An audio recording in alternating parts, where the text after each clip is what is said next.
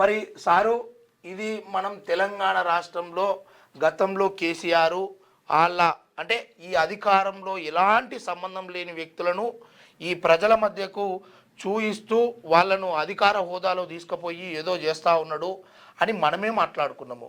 మరి మనం ఇప్పుడు అంటే మంది చేస్తే అది మనం చేస్తే ఇదా? అదేదో అంటారు కదా, మంది చేస్తే సంసారము, మంది చేస్తే వ్యభిచారం, మనం చేస్తే సంసారం అన్నట్టు కాదు కదా. నీకు ఇప్పుడు ఆయన చిన్న పిల్లగాడు, ఆయనకు ఉండే అటువంటి హోదాల్లో ఆయన ఉండనియాలి.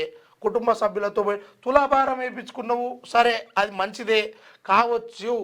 కానీ ఈ ప్రభుత్వంలోకి ఈ అధికారిక లాంఛనాలతో చేస్తున్నటువంటి ఏ కార్యక్రమంలోనైనా ఇక నుంచి జర మీ మన్మన్ని పక్కకు పెట్టి పరిపాలన విభాగంలో ఇక మంచి మొగ్గు చూపుతామని ఆశిస్తున్నాము. ఇక తర్వాత అయితే ఇప్పుడు కేసీఆర్ని ఏం చేసిరో తెలుసు కదా, ఇక నీకు కూడా అదే కది పడుతుంది గంతే, అంతకుమించి ఏముంటుంది ఇంకా.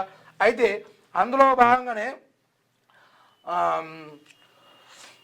ఈ సీతక్క గారు వీళ్ళకి పట్టు వస్త్రాలు పెట్టిందట. మరి అవి వాళ్ళు కట్టుకుంటారా ఇంకోటి చేస్తారా తెలియదు, కానీ మరి ఆదివాసి బిడ్డ పెట్టినటువంటి పట్టు వస్త్రాలు కట్టుకొని మరో రోజు మీరు ఈ ఫోటోలకు లేకపోతే వీటికి పత్రిక యాడ్లు ఇవ్వాల్సిందిగా కూడా కోరుతా ఉన్నాము.